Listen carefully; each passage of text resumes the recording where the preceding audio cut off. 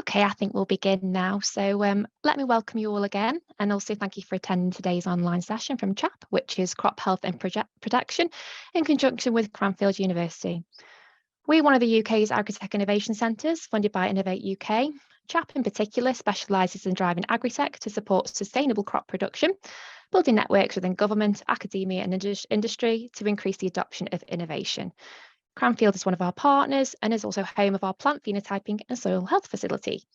But you'll hear more about us when I pass over to my colleague, Amy Farrington, later in the webinar. And as for me, I'm Janine Adamson, CHAP's Head of Marketing and Communications, and I'm going to be chairing the session for you today.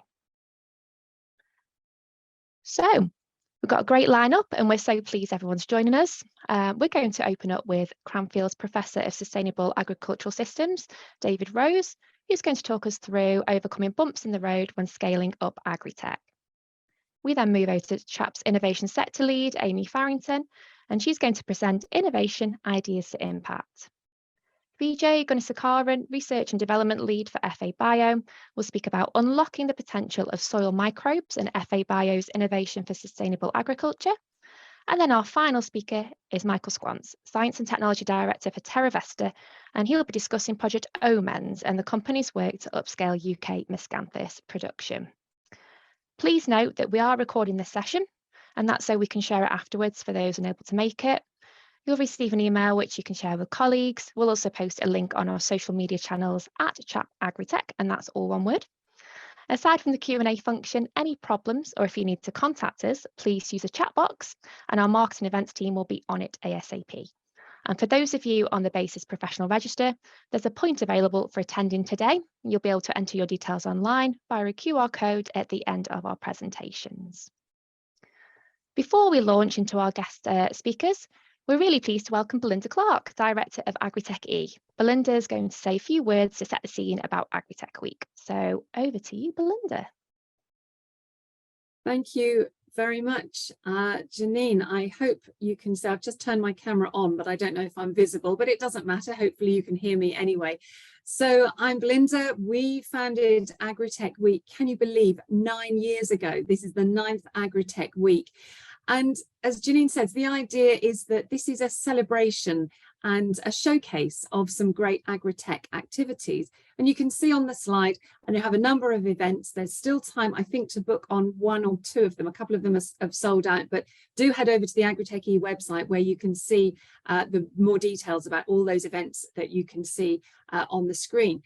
Now, we're writing up all the events, so hopefully by the end of today, the write-up of today's event should be on the website. So by Friday evening, you should be able to see a smorgasbord of summary of all the Agri-Tech Week activities. So just to say a huge thank you to CHAP and Cranfield. It is only possible to do an Agri-Tech Week when there are people who are prepared to be Agri-Tech Week delivery partners. So we're very grateful. We're very excited about hearing what's going to go on today. Just a reminder, if you don't know us already, AgriTechE, we're not government funded. We're an independent private membership organisation, and we kind of curate and hold the pen on Agri-Tech Week. More details on the website. But for now, I will shut up. I will go silent, and I will be scribbling furiously and following all the questions in the chat. Looking forward to a great discussion. So thank you so much, and enjoy this afternoon.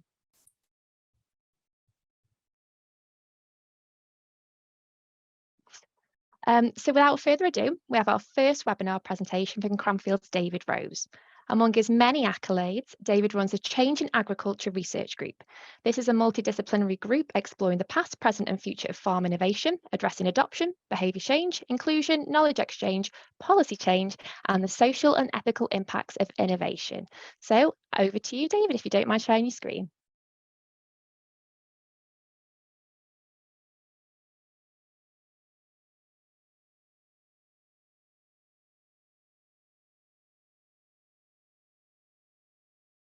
Myself, I'm supposed to be teaching. So I've left a class of 18 master's students who are doing a policy brief now on the opportunities and risks of precision livestock farming. So I hopefully there's something good when I get back. And before I start, thank you very much to CHAP for all they've done in organising this, and to AgriTechE, who I think I worked out now, I think this might be the 4th Agri-TechE member that I've represented, which is either a good thing or an indication that I can't hold a job down very long. I'm not going to talk very long today because many of the people following me are much more at the coalface than me. But I'm just going to give a bit of an insight into the general work that's done on Cranfield, on AgriTech, and then some of the stuff that we do in particular about adoption. So I'm now part of the Cranfield Environment Centre. We do lots of things looking at how to create more sustainable digital environments. And that partially includes agriculture and looking at how we can facilitate more sustainable agricultural transitions through the use of digital technologies. So we do lots of work developing remote sensing, drones, other agricultural technologies. Really lucky to be able to work with CHAP and Agri-TechE, who have facilities on site, but also some of the work that my group does looking at adoption by farmers, behavior change, and some of the ethics of technology. So we try across the supply chain to look at development, but also implementation. Now, what I'm going to talk about today is just agricultural technologies that you might want farmers to use on the farm. I absolutely appreciate there'll be people listening for whom the tech they're developing is not aimed at the farmer, at the end user. It's aimed at agronomists or veterinarians or even elsewhere in the supply chain beyond the farm gate. But I'm just going to talk about on-farm use because that's what I'm most able to talk about. And I really like this paper, by a group of Norwegian researchers that presents a really nice framework for us to try and judge how ready our piece of agricultural technology is for use by farmers, and therefore, by definition, how ready for scaling it is.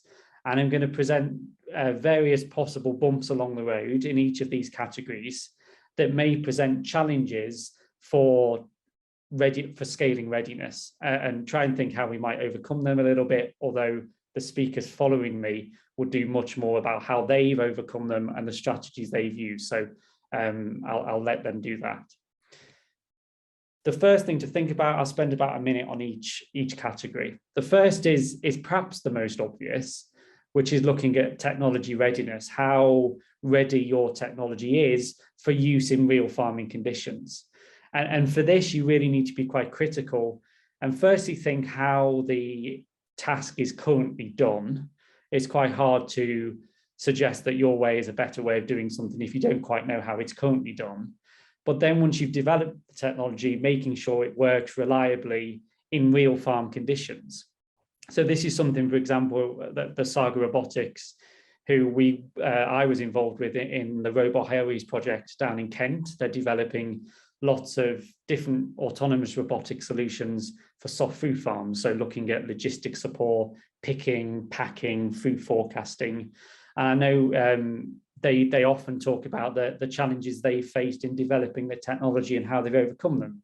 And there's some technologies like the UVC disease treatment that they're trialing that is more ready to go than others. So there's some that are ready to be commercially scaled, that have been proven, that have been trialed in different farm environments, work in very unpredictable farm conditions, and you think reliably are ready to go. And there's others like the fruit picking technology that needs a little bit more time to be developed. So knowing when it's ready enough for farmers to use is important, because farmers introducing things that aren't quite ready, things that may well break the first time, or you can't repair it quickly enough. Trust is very difficult to gain, but it's very quick to lose. And if things don't work as intended and reliably every time, which we always expect teething problems, but we've done work to suggest that the farmers can lose trust quite quickly. The second, which many of you will be far more expert in me, is thinking once you've got a technology that works and is reliable in farm conditions, real farm conditions, can you scale it? So firstly, it's how you find out what the demand is and the size of the market and what the competition is, which of course all businesses have to do. But then is to consider, do you have the ability to deliver on the scaling promises? So you might demonstrate a technology to farmers, show that it works, generate quite intense demand quite quickly. A group of farmers saying, oh, we'd quite like to have this as soon as possible. And then it's about making sure that you can follow up on the promises that you give, either that, you know, it's going to be a little while before we can scale, or if you think you can scale quite quickly, being able to make sure you can actually either manufacture or distribute and get it scaled in a way that delivers, again, on promises. So you're not promising farmers things that they can't actually get hold of on the time scale that you suggest they can. Then it's always worth thinking about, particularly for some of the emerging technologies, what you do about this question about whether farmers actually are allowed to use it under current regulations. And I absolutely appreciate that you yourself are not responsible for determining what the regulations look like. But we're all part of, as agricultural, in the agricultural technology industry, we're all stakeholders in setting future regulations, and we can all do our bit to work with policymakers and work with the industry, so we can develop regulations that enable the safe and sustainable use of technology in practice. So for those developing drones to do spot spraying or autonomous robots in the field, regulations in this country and in many other countries, and James from Harper Adams had a look at different regulations around the world, there are some restrictions that mean you can't use the technology as intended at the moment.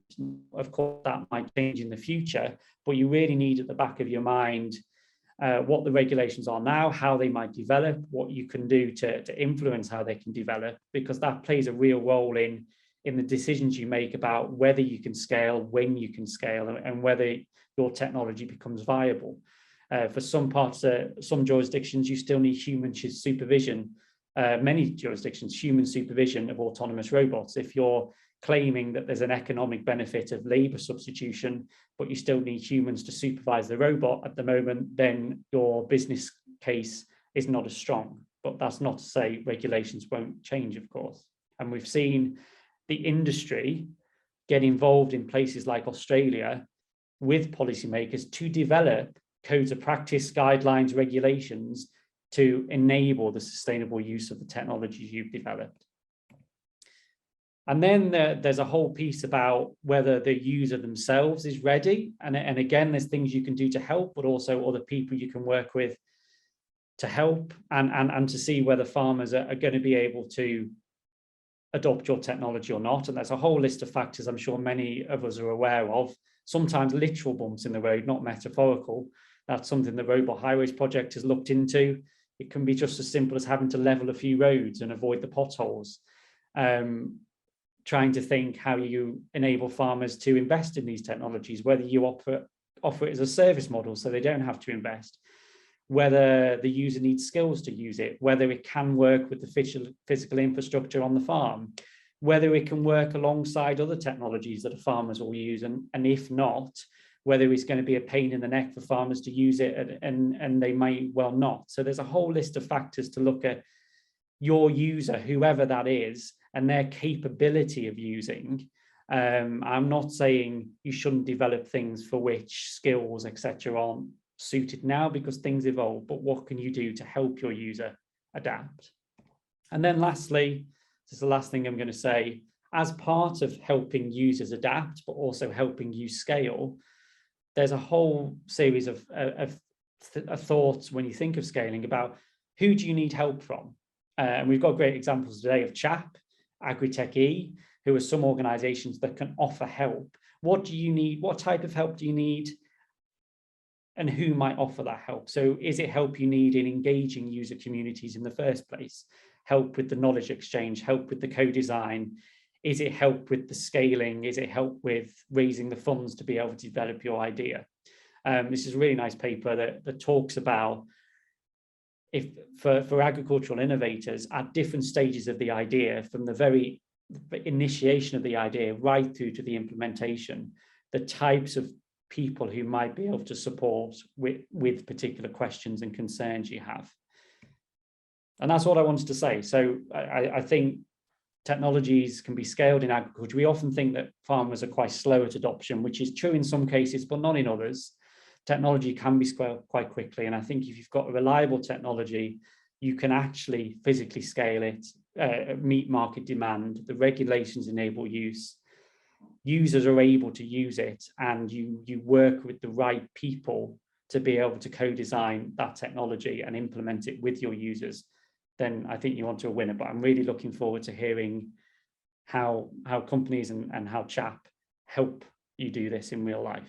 So thank you. I'll stop sharing my screen.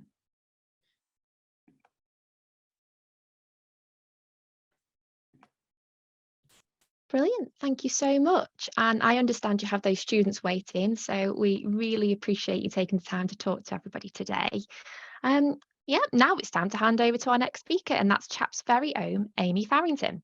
Amy's based in Mid Wales, working remotely from the Aberystwyth Innovation and Enterprise campus in collaboration with the Institute of Biological, Environmental and Rural Sciences, which is IBES. Amy manages CHAP's plant phenotyping and soil health facility at Cranfield and provides innovation support on multiple ongoing projects. As well as her role at CHAP, Amy's completing an MRes in the identification and utilisation of fungal endophytes and perennial ryegrass. Get my mouth around that one. Amy, I'm going to let you share your screen now, so over to you. Thank you, Janine. Yeah, let me just share my screen. Can I check that you can see that okay? Great, Amy. Yep. Great, Amy. Let me just get myself aligned. So yeah, thank you for the introduction, Janine. I'm Amy Farrington, and I am one of the innovation sector leads at CHAP. So within my role, I work with a number of CHAP's capabilities, such as the plant phenotyping and soil health facility at Cranfield University. And much of the work I do at CHAP includes building project consortiums, encouraging inter and cross-sector collaboration through workshops and events, research grant writing, and managing research projects once we're successful. So today I'd like to talk you through a broad overview of how we deliver innovation and the process from idea to impact. Oh, sorry, my doesn't want to do this today. Sorry, give me one moment.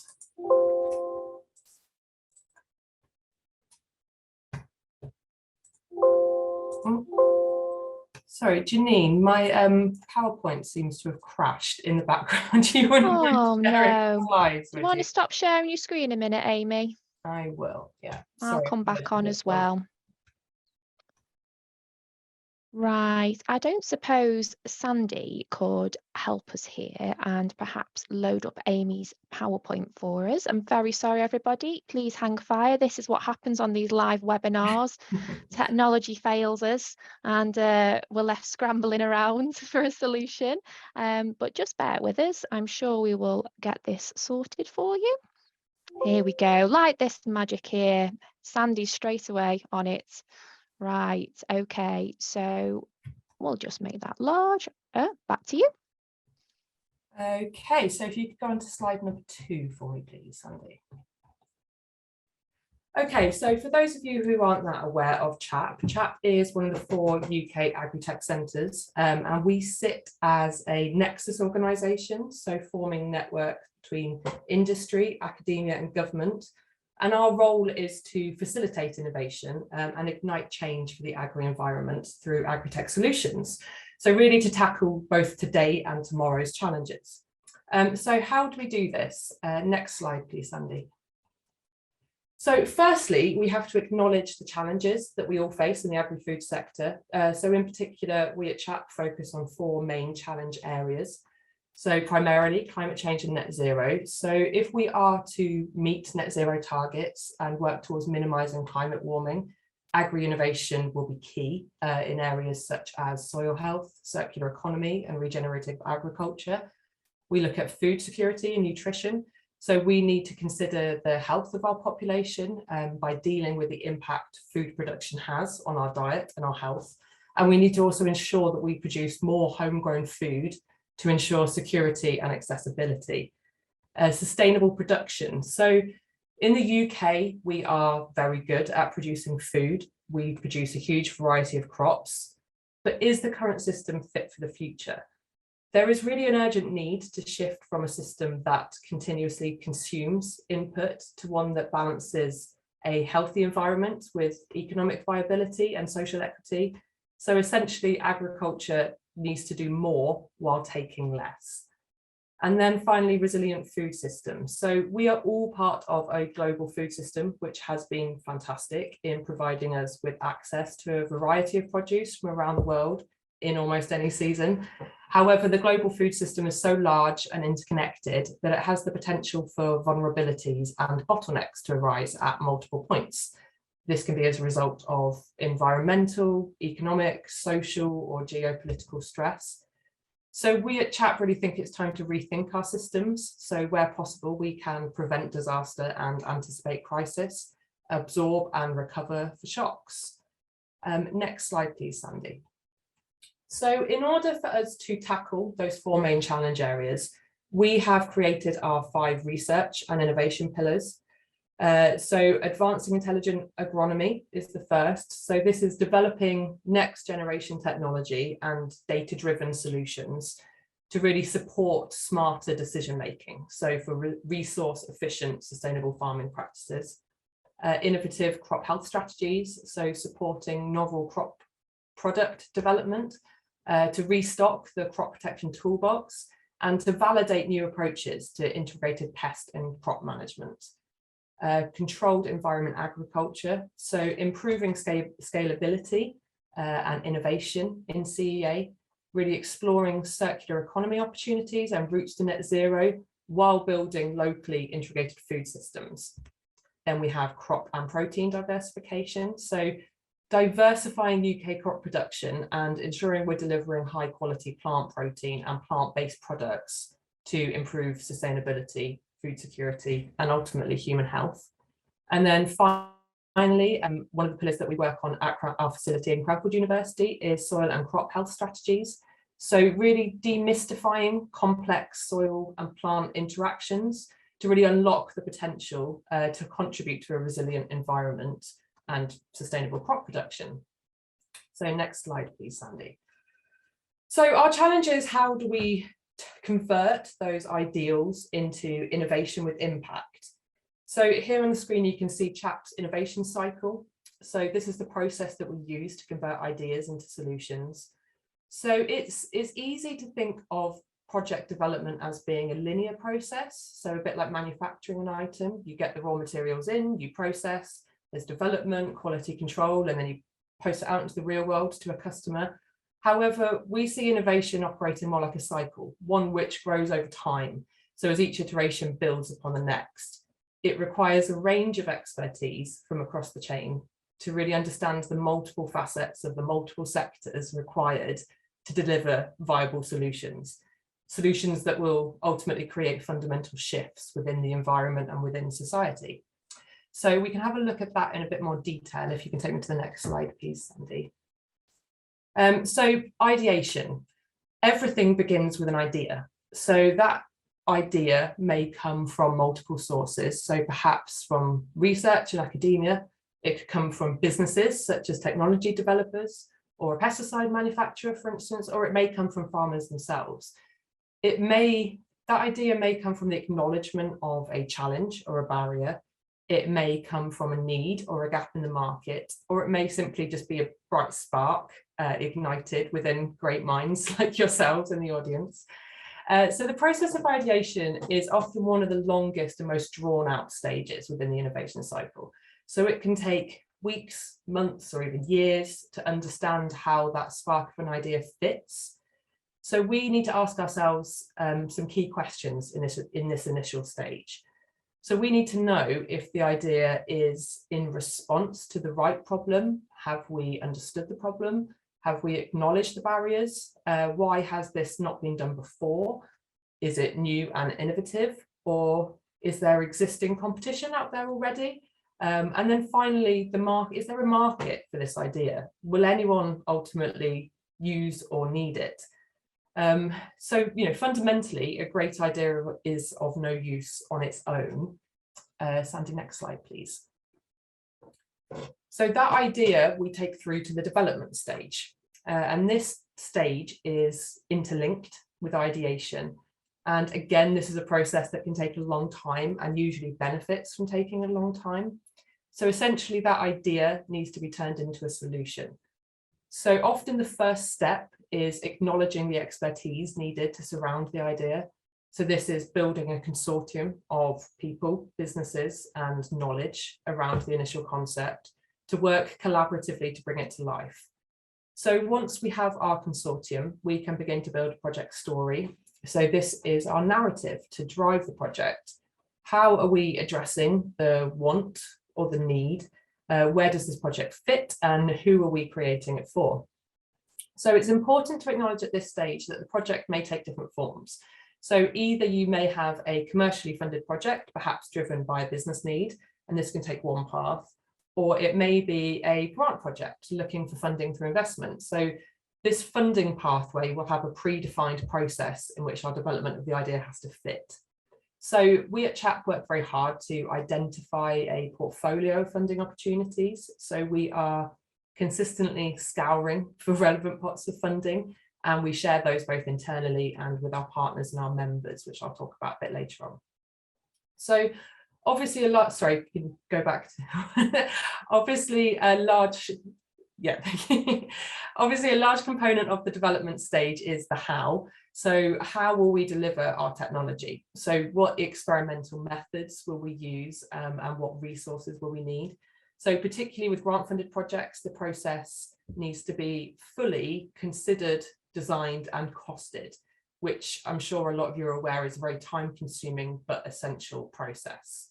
So the next one, please. Thanks, Sandy. So delivery, right at this stage, congratulations, we've won our grant, or we have been provided with a budget, and we now have to deliver everything we said we would.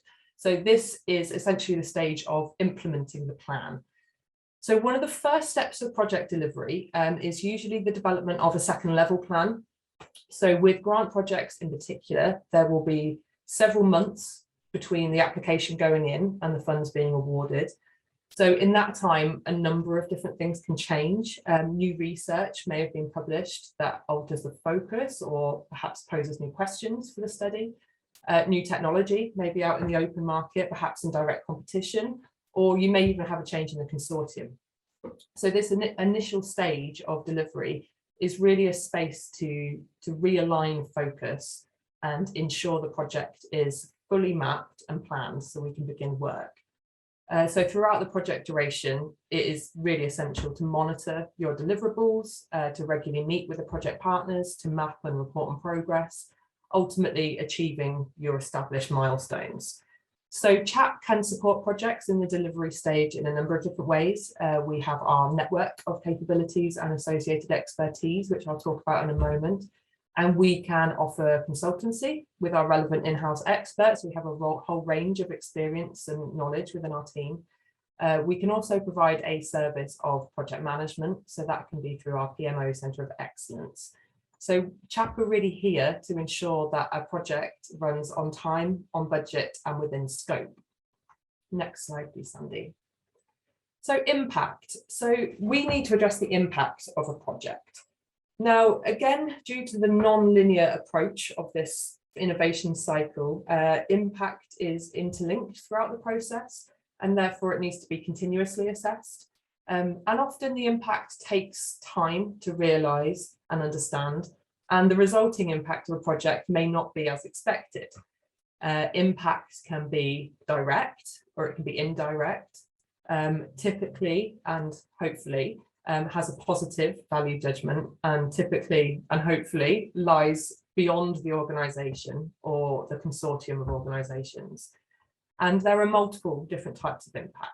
So these could be economic, environmental, social, cultural, political, or simply just an impact of understanding.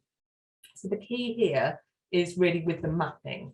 So early in the process, we need to define clear pathways that lead to impact. We need to create an impact plan. We need to monitor that plan and check progress and make adjustments throughout. And then right at the end, we need to assess, did we deliver the intended impact? Do we have the evidence of the significance and the reach? Alongside the impact realisation, we can also assess our lessons learned from the project development and delivery, as well as plan towards any future research with impact. The next slide, please, Sandy. So that leads me on to the final key in the puzzle, which is the promotion. So we like to believe that good news is always worth sharing. So we have a dedicated comms and marketing team, obviously Janine heads that up, who do a fantastic job of sharing our project work and the impact that they have with the world. But this can also be done on a smaller scale by SMEs as well. So this can be through social media posts, website content, articles, blogs, thought pieces, or it may be events. Events like this are powerful ways to communicate the work that you're doing. And you can also do specific project events where you really shout about the work, the research that you've completed. So the best type of PR or promotion is that announces something new, exciting, innovative, something that piques the interest and grabs attention. CHAP projects, we believe that are at the cutting edge of innovation and R&D, so they're primed for sharing with the media and highlighting to the wider industry. And next slide, please, Sandy. So I'd just like to finish by drawing attention to some of the key ways in which CHAP both scope the ideation stage and then successfully develop our consortiums and our projects. So in our core are our industry partners and academic partners who we work very closely with to seek out and understand the sector's challenges and the potential solutions. So we do this via our 18 capabilities on the map there that are located across the UK. So each one in a centre of excellence, and many of them are unique and one of their kind. I obviously don't have time to go through each of them specifically today, but I'm happy to take questions afterwards about specific capabilities. And then finally, on the next slide, please, Sandy. CHAP operates a membership scheme, which brings businesses of all different sizes, specialities and area of expertise together. So you can see on the screen there a range of organisations we work with that also work collaboratively alongside each other. So our membership scheme is ever expanding, and we are always looking for new organisations to join the CHAP family. And then I think I've just got my final thank you slide there, Sandy. Yeah, so just to say thank you for the time today, and happy to take any questions afterwards. Thanks. Thank you very much, Amy. That was great. So now we've just heard from Amy, we're actually going to launch a little poll. So the poll we've got is for you to all answer on screen. What type of support would you find most useful from an AgriTech centre, so such as CHAP? If you could just answer that, I'll let that run for a few moments.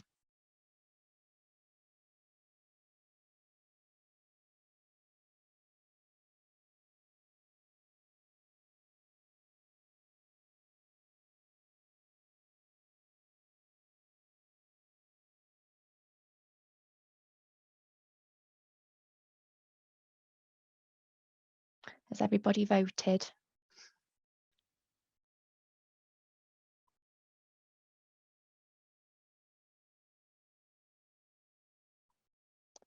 Great. So I actually can't see the results of that. Oh, now I can. Great, 58% of you answered that, so thank you so much. So it would appear that connections and contacts is the most popular answer there, followed by general knowledge and expertise, grant bid writing, and then lesser so project management and commercial projects. So that's really helpful to know and will help Amy and the team. So I'm now going to hand over to our next speaker, which is our third speaker, Vijay. Vijay's Research and Development Lead for FA Bio. FA Bio is an entrepreneurial business with a vision to revolutionise disease management practices by understanding soil microbiology. Vijay leads a team of scientists responsible for microbial discovery through bioassays, fermentation and implanter studies. She's an expert in soil health analysis, plant disease diagnostics and product development. So we're going to hear now how FA Bio's innovation, about FA Bio's innovation for sustainable agriculture. So I'm just going to pass over to Vijay if you want to pop your camera on and share your screen. Thank you. Thank you, Danny, for the lovely introduction. I'm just going to hope the slides are going to work.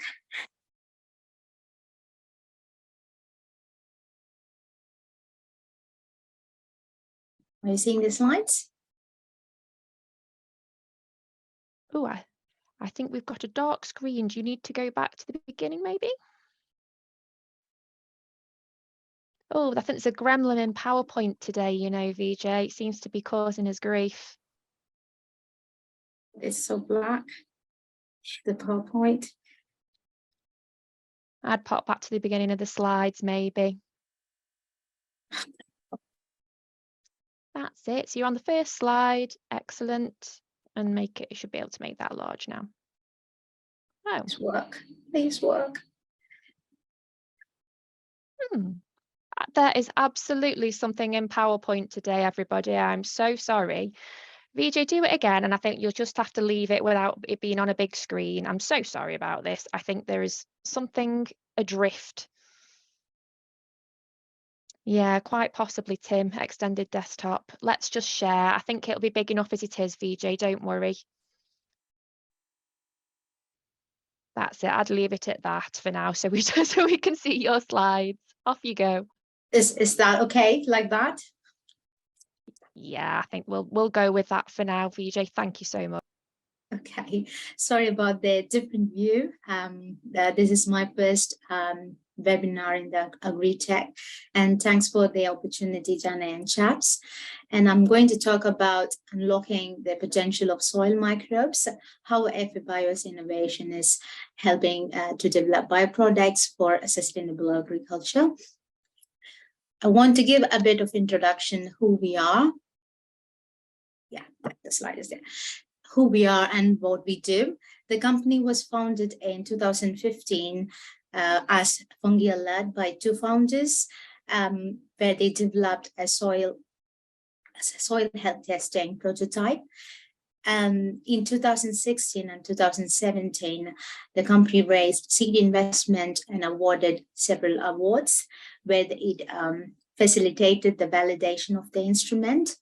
In 2018 to 2019, the team has grown, where I joined the team, and we tested our patented SporeSense technology at full commercial scale, and we also granted ISO certificate for quality. We started using testing the soil health, focusing on microbes and collecting the microbes.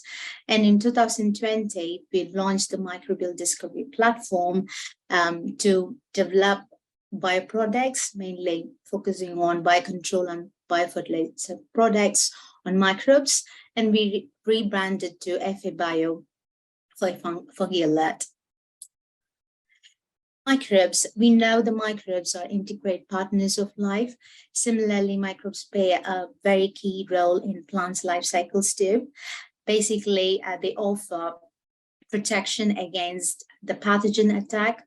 For example, they impart systemic immune response, like one of the mode of protection, and they also protect the plants from environmental stress, such as abiotic stress, such as water and salinity. They also facilitate better nutrient uptake and also aid in normal development of the plants, and also help in the improving the overall quality of the food we obtain from the plants. So we do understand the potential of the microbes that we collect using our patented SporeSense technology. Looking at the market, there is a huge potential for biologicals. The current biological market is estimated to be $10.6 billion with a high annual growth rate of 15%. We understand there are four major key drivers for developing biological products, which is, of course, the first one is the regulations. There are increasing regulations about banning the chemical counterparts due to the increasing toxicity and carcinogenicity studies, leaving less options for the farmers to protect their crops. And the consumers plays an important role. They don't want any chemicals on their plate. And the pathogens of the crops and plants, they often develop resistance to the chemical fungicides, leaving less options. And biological products are quite good and friendly to the environment. So we know there is an opportunity for the market, and the strength is our microbes. So what is our technology? The technology is the SporeSense technology that the company developed in 2015. So how does it work? The SporeSense that you're seeing in the picture is inserted into the soil. It has a needle that goes into the soil, and it has a reservoir. Inside, it has gel matrices and filters that mimics the root exudates of plants. which attracts the dominant and active microbes in the soil. So with our technology, what we are doing is we are manufacturing the technology our spore sensors, and then we are transporting to the farmers, where they apply the spore sense in the field for about 2 weeks, depending on the conditions and the geographical locations. And the spore sense sent back to us, and where we open the sensor, sample them, and then we identify the microbes present in the spore sense using genomic studies, and we collect the microbes. So previously, when we were fungi-led, we were producing a report where we put together results we obtained from the molecular studies and categorize the microbes we obtained from the soil as pathogenic to the crop, non-pathogenic to the crop, beneficials, and microbes with unknown functions. So while doing so, we started accumulating lots of our microbes in our library, and we saw a huge potential for these microbes to be developed into byproducts. Secondly, the main reason is the customers that they are using the available biological products in the market.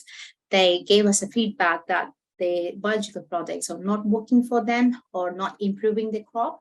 So they asked us help if we can look at the beneficials that is obtained from their soil and to produce them and develop into bioproducts. So then we introduced the microbial library platform, which enables to develop microbial bioproducts. So with this technology, a path to sustainable agriculture and scaling up, what is our idea to market? We normally carry out targeted spore sense campaigns, particular to the crop of interest. We then pre-select the microbes based on the function, that is whether they are beneficial or unknown function. Then feed the microbes to the platform, the microbial discovery platform, where we perform genomic and bioinformatics studies, and also carry out the in vitro bioassays, and also carry out early scalability trials. We then do in-planter studies. So we are also looking at scaling up our operations around fermentation and bioformulation studies. We are also keen to work in collaborations to develop this in order to follow up with the field trials and regulatory applications. So how we are different from other companies, the spore sense technology is key here, which allows us to select microbes at much faster time and select the right microbe at a higher success rate than our competitors. So we are working on different microbial discovery projects. Last year, we were working on the biocontrol and biostimulant products for berries, which resulted in a commercial agreement. And currently, we are working on the biocontrol product for focusing on cereals, wheat, and followed by maize early next year, and followed by developing a microbial biostimulant for cereals, wheat, end of next year. So what are our achieved milestones in the past 8 months since we rebranded as FA Bio? We discovered 5 effective microbial biofungicides for strawberries, and that we validated in the glasses studies, which led to us a successful commercial partnership where we are further developing the product. We are collected more than 1,500 pre-qualified microbes using our spore sense campaign, and we have established pre-commercial partnerships and carrying out projects with different partners, and we are also growing our team, and we granted applications around our technology. So what is our part for the next 24 months is we looking to focus on to collect the microbial library from different crops, focusing on the cereals mainly and different geographics. And also we are keen in developing scaling up the fermentation and formulation platforms. And we are looking forward to work in the discovery projects. We are focused on developing the IP protection for at least 6 microbes to start the field trials. And lastly, we are working with several collaborators and strategic partners in field trials, in the project development projects, and also looking forward to regulatory filings. So thank you for listening, and happy to answer your questions in the QA.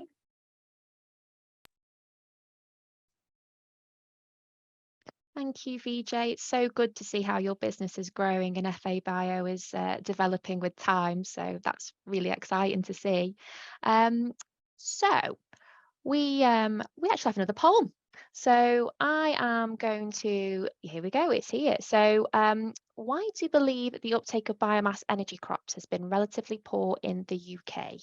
I'll let everybody vote on that. Got a lack of clear policy. We should be growing food instead. They're too expensive. Biomass energy is a bad idea. And the final one is don't know. So I'll just give you a few moments to answer that.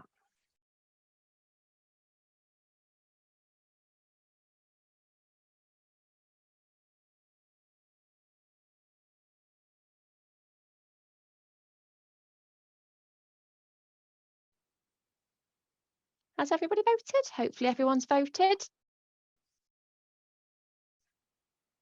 Fabulous. So actually, most people don't know, but otherwise it's a lack of clear policy. A few people, 4 people have voted for we should be growing food instead and that they're too expensive, and then just 1 for biomass energy is a bad idea. So now the reason why that was relevant is because we have our final speaker, Michael Squance, who's Science and Technology Director for Miscanthus expert Terravesta. Terravesta strives to cut emissions and reduce dependence on fossil fuels through increased uptake of grass species Miscanthus. Michael studied at Aberystwyth University, where he completed his PhD looking at applying machine learning to accelerate the Miscanthus breeding programme, following which he took over the data management of the programme. He joined Terravesta nearly 6 years ago, where he's helped the company to digitise its process and create innovative approaches to accelerate Miscanthus uptake. So Michael, it's over to you now. Thank you. Just get my presentation so I can make this work. Can we all see that okay? Absolutely. Brilliant. So thank you, Chap, and thank you, Janine, for that introduction.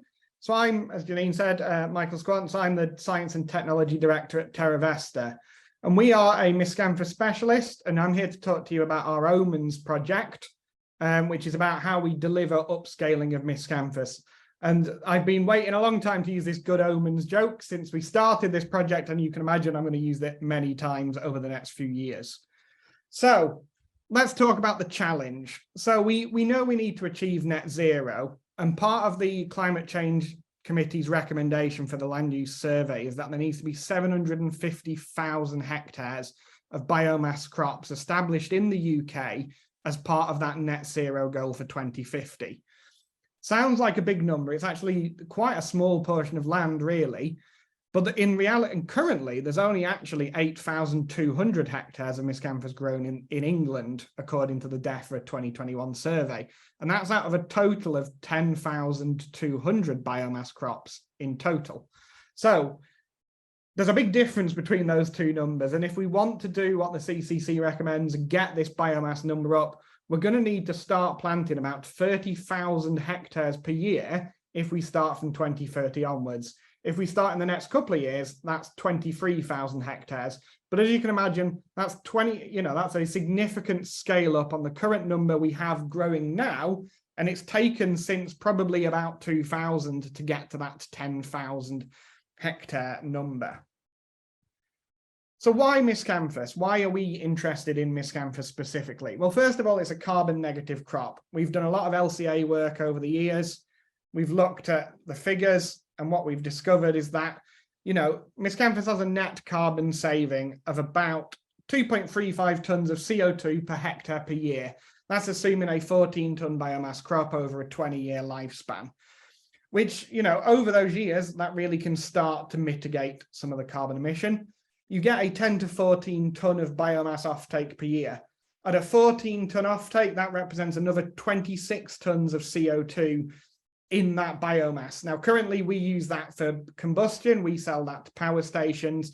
So all that carbon that's getting captured is being emitted, but new technologies like BECCS will allow us to additionally increase that carbon saving, taking miscanthus potentially, if you went through a BECCS system, to about 28 tons of CO2 per hectare per year of carbon mitigation. Alongside that, we're a perennial crop, so that's a single cultivation for 20 plus years of harvests. We really actually don't know how long you can leave a miscanthus plantation for. I know of ones that are at least 25 years old and are still producing a good amount of biomass. So you've got all of that soil health of binding up that single cultivation. It grows on unproductive land, doesn't compete with food. We're not targeting food land. If you had good quality grade food land, you'd grow food. You wouldn't be putting miscanthus on there because you would make more money from that food. So what we're looking for is what we call the unproductive land, which is maybe land that has a high fertilizer cost. It's requiring huge amounts of inputs to actually get any value from. Or it could be, you know, we've been looking with Cranfield at different ways we could deploy this, like along riverways to reduce erosion and stuff like that. So there are a lot of different innovative ways we could use it. Miscanthus is also a low input crop. Once the crop's established, we don't put any fertilizer on it. You need small amounts of herbicide in those couple of establishment years. But there's also a variety of end uses for this crop, and the biomass market in the UK is growing. So we've got a variety of end uses. They could be power generation like we do now, but there's construction materials. There's a lot of work being done in Europe looking at eco-concrete.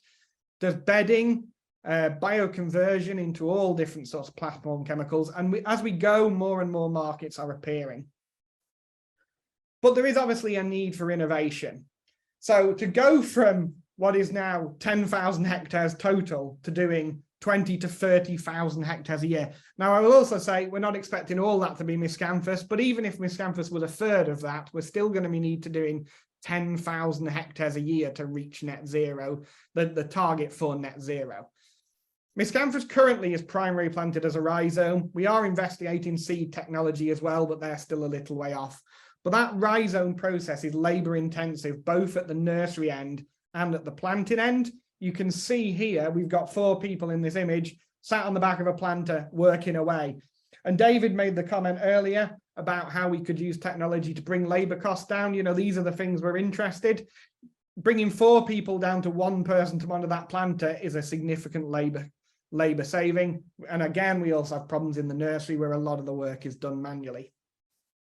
For us, though, good establishment is key. And I'm sure anyone who plants any crop will tell you establishment is key.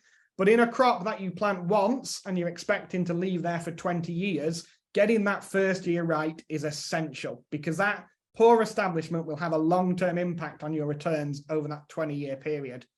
And as I've said previously, growing demand for sustainable biomass. There are more and more companies looking for new raw product to use to make sustainable products, be that construction material, be that chemicals.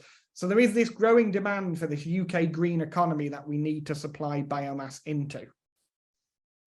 So we were very lucky to get our Omens project funded. Omens stands for Optimising Miscanthus Establishment through Mechanisation and Data Capture to Meet Net Zero Targets. This is part of the Biomass Feedstock Innovation Programme, which is also part of the Net Zero Innovation Portfolio from BEIS, the Department for Business, Energy and Industrial Strategy. And as we all know, science loves acronyms, so there's 4 for you. So the aim of Omens really was to deliver innovations at both our nursery and field ends to improve efficiency. So that's looking at where we can use technologies to improve that efficiency. That might be bringing down the amount of labour we need. That could just be improving the quality of our planting so we can do it at a bigger scale. We're looking to develop technologies to assess the quality of our planting and monitor that planting efficiency. Because if we don't know how well we're planting and if we're getting efficiency gains, how do we know we're improving? We're also looking to find new approaches to improve crop vigor. Again, we're looking at a perennial crop. That first year growth is essential. Getting those crops in the ground and growing well is really important. So what technologies can we use to improve that initial crop establishment? And we're also looking to optimize our agronomic practices. Can we use minimum tillage? Can we use cover cropping? All of these different new ideas that we can bring in to our existing establishment procedure to improve the quality of that planting, or improve the efficiency, or improve the sustainability. We're looking at all these different areas. We've got an interesting group of partners in this project. We're working with Liverpool John Moore, University of Lincoln, Cranfield University, Energene, TJS Limited, and Tech, and it's all supported through CHAP. And Amy was talking earlier about all the different ways CHAP can help, and CHAP have been incredible in helping us get this project through. Omens, in fact, was a two-stage program as part of the biomass feedstock innovation program. So we went through a phase 1 feasibility study, which CHAP helped us manage, do all of the report writing, and then we applied for phase 2 and we were successful. And now we've got this project running, which started earlier this year and it will run till 2025. So I'm just going to talk you through a couple of the innovations we've been working on in Omens. This isn't everything. As I said, we've got a long list of things we're looking at, but I'm going to take you through a couple of sort of cool techie bits we've been working on that I think are quite interesting. As I said, our planting is a manual process. You saw from that image there's people sat on the back, picking up bits of rhizome, dropping them down. Yes, ultimately, we want to take this forward, get this all mechanized, bring in new technology so that we can reduce that labor requirement, which will also reduce the cost and make biomass more appealing. But in the meantime, we need to make sure that what we're doing right now works. So we started working with Tech, who have helped us develop this plant monitoring system. This system, it basically adapts onto our existing planters, has a sensor inside of the tube to detect every time a piece of rhizome is dropped. We then get GPS data from that. That feeds back live to our online system. So from the office, we can sit and see where our planter is, make sure that the rhizome is going through, know exactly what is going on.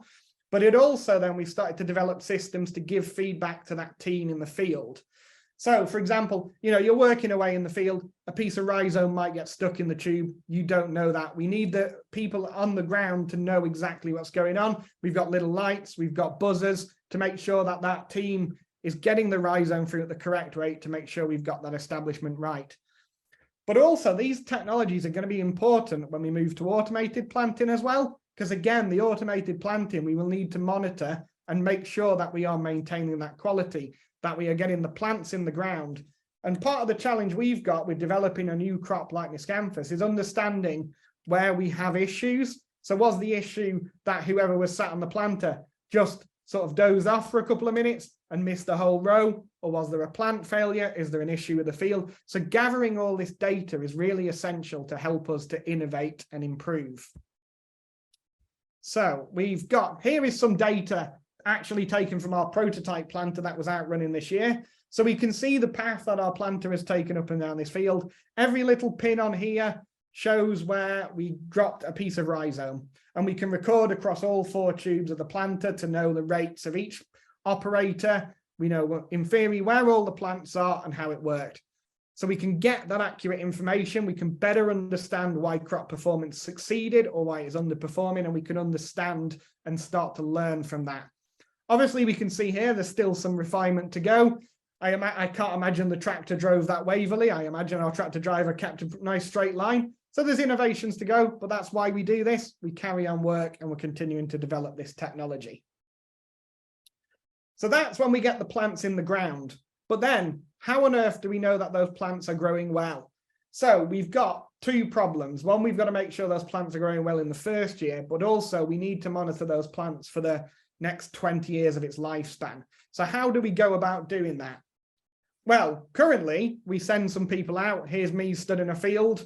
There's lots of these pictures of me from many years of working in miscanthus, standing in front of some miscanthus crops, taking the height of them, understanding the impact. But I think you can tell from that picture how big and dense miscanthus is. Me standing on the edge of this plot is not going to tell me much of what's going on in the middle.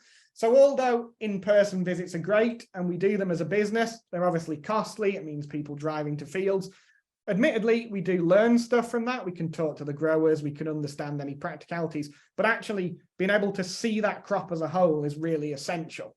So there's a combination of tech. We can use technology here to improve this. And David mentioned, obviously, that drones are an upcoming technology in AgriTech and are being used more and more. And it's something that we have a great interest in.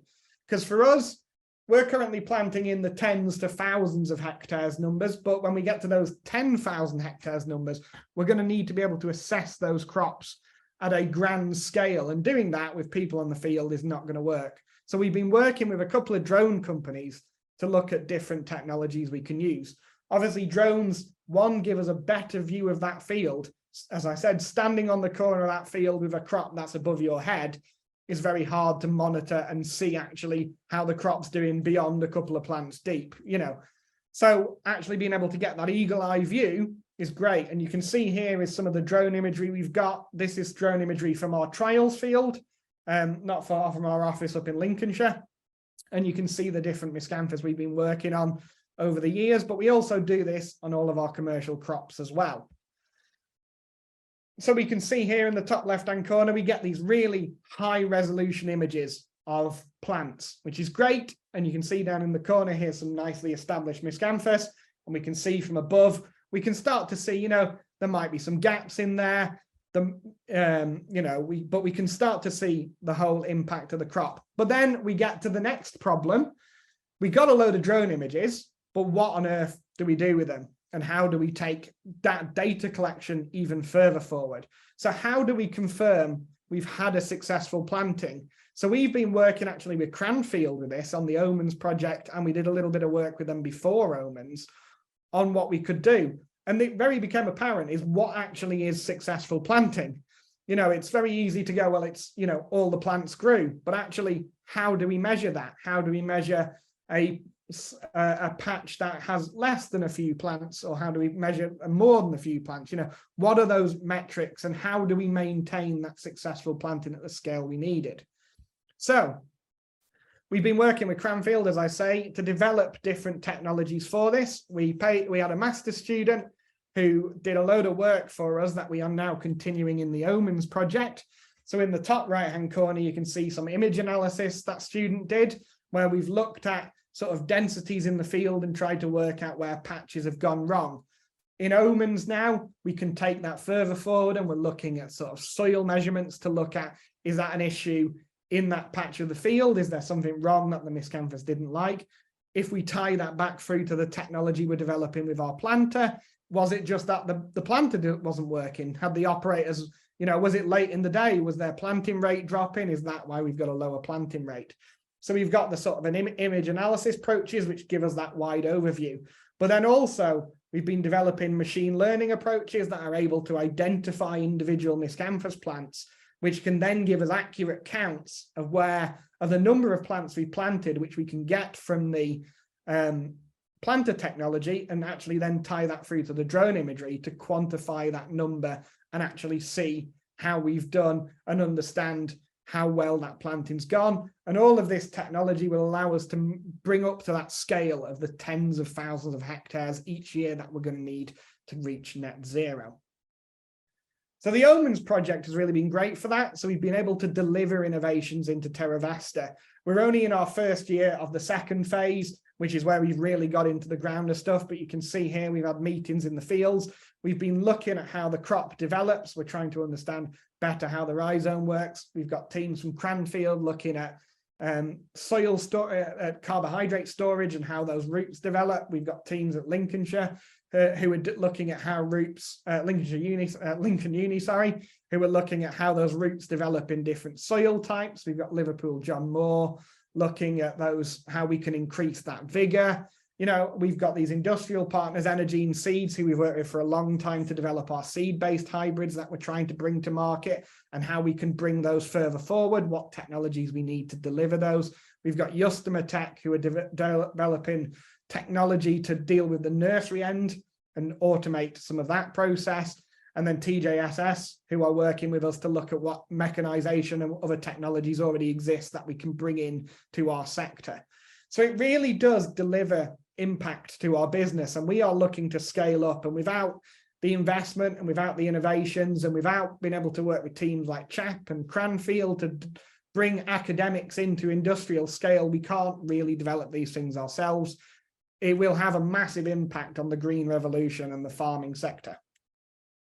The last thing I wanted to say, though, that innovation is a long process. Specifically when you're dealing with a perennial crop, that when you put it in the ground, it takes 3 years to see what a mature yield looks like. That even extends that longer. But actually, there is a long road to develop technologies. Terravesta turned 10 years old this year. As Janine said, I've been with the company for 6 years. But since that time, Terravesta's worked on a huge range of research projects. I met Terravesta when they joined us on the Giant Link project back in 2011, where we were breeding new miscanthus varieties. Alongside these research, we've been looking at novel uses and phytoremediation in the Misco-Mar projects. We've been continuing to develop some of those varieties developed from the Giant Link project through to seed-based miscanthus, through the MUST programs and the R-Plug program. Alongside that, we've been working on a big European program called GRACE, where we've been looking at the different end uses of miscanthus. And that's where I talked about, our eco-concrete that's been developed all the way through to platform chemicals, through to construction boards. And then now we're on to this upscaling phase where we're trying to look at how we can roll this crop out in wide scale, but not just quickly, but in good quality and efficiently and deliver well. And just to give you an idea, I'm sure I'll have missed partners off here, but here are some of the partners that we've worked on that long road to success and all the different research and all the different funding bodies that have got us to this stage where we can now begin to upscale and deliver. And as my final thing, I will just say, if you want to learn more about miscanthus, we do as Terravesta, we run regular farm walks where you can come along, meet our team, learn about the practicalities of growing miscanthus, the economics of it all, but actually speak to a farmer who does this. One of our growers who will give you the real view of what it is like to grow miscanthus. So we've got a farm walk in Northampton on the 17th of November, a one down in Cornwall on the 1st of December, and we're currently just finalising our farm walk for 2023. There'll be lots of them run all around the country. And if you want to learn more, just go to our website, www.terravesta.com. Thank you very much.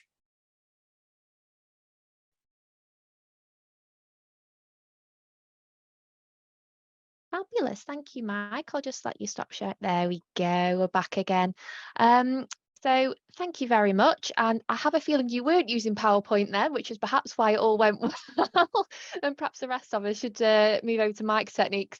But anyway, we finished the formal presentations now. So I would love to open up the Q&A and reintroduce our guest speakers back into the mix. So welcome back, everybody. I believe David's had to go to those students. So any questions for him, we will forward to him. I can see Amy's back on, Mike's on, BJ, I don't know if you can put your camera on. And we've got some questions ready. So I'm going to start off with one because there's one for Amy here. Amy, how long do you advise new startups that it might take to get from the first conversation to a fully designed and costed plan? So this is a difficult one because there's no standard formula for this. It's highly dependent on a huge number of factors. So primarily it's dependent on the stage that concept is at the point that we begin to engage in that conversation. So, it's one thing if it's an initial idea, it's another thing if you've got a technology that's ready to be tested, if you've got a prototype ready for development. And then obviously it's dependent on the way that project can be funded. So with a grant funded project, you'll have a stipulated deadline for submission. Now, the scale of that time frame can differ. We have had those initial conversations all the way through to a grant submission in a number of weeks, but I don't recommend it. We've worked with other partners that's taken years. Often that initial stage benefits from taking a bit longer, because in that initial stage, you really want to fully develop and think through that project plan. The more time you spend doing it in that stage, the better your project is at the point of delivery. Because once you win that grant funding, you are being paid to deliver what you said you would. So the more thinking and planning you can put in before submission, the better the project tends to be from it. But I will say, if you're ready to start thinking about implementing a project, the earlier you engage with your consortium and the people you want to support you doing that, the better. Thank you, Amy. I've got one for Vijay here, actually. What type of US partners are you looking for? Who are you seeking? Well, we are seeking different size of companies, starting from startups, well-funded startups, to medium scale, to large big companies like Bayer. Open to, not open to particularly restricted to US, but to open to other countries as well. But currently we are working with a US partner that they have license of microbes. So how it works, the model, the customers, they have different needs.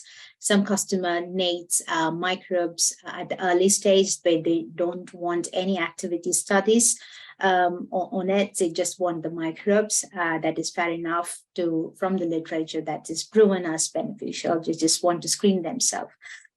Some customers want us to do the activity studies and the glasses studies, so we go further mile ahead for them. And these microbes are graded and licensed according to the grade, and also fulfilling the needs of the companies that come to us. So I think that's the answer. Yeah. Thank you very much. Got one for Mike here.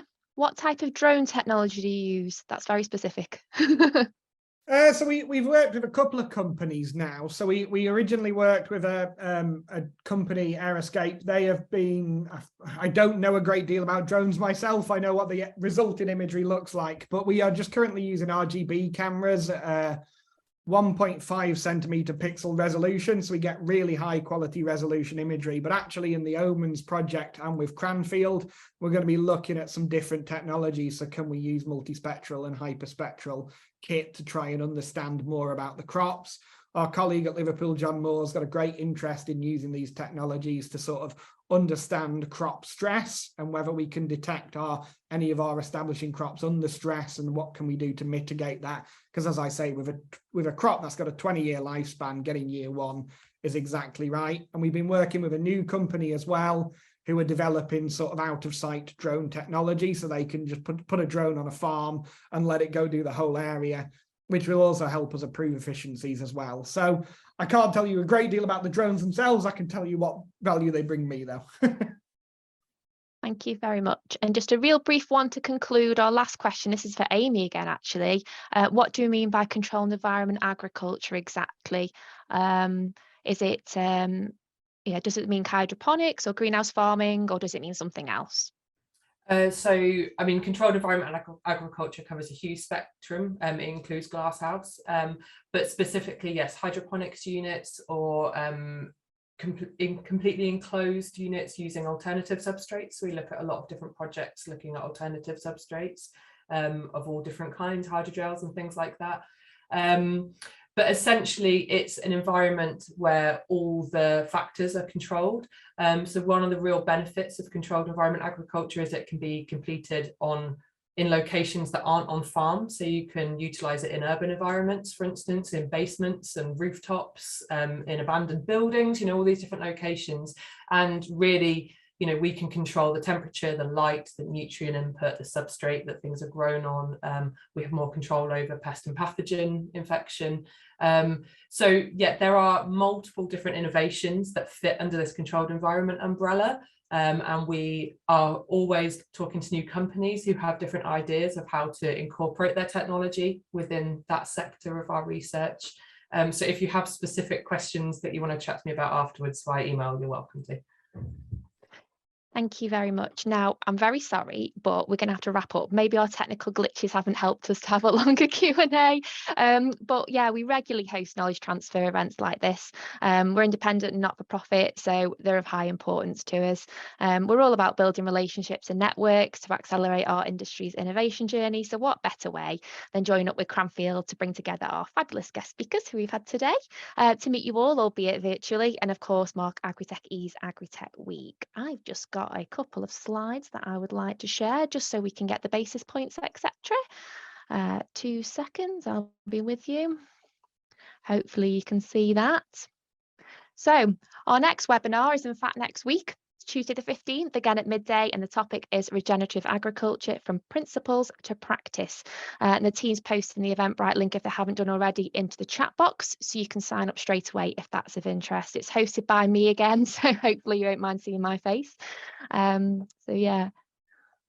We'll be in contact with a webinar recording so you can share with colleagues who couldn't attend live. We'll also post a link on social media, CHAP AgriTech, all one word across all different channels. So please follow us if you don't already.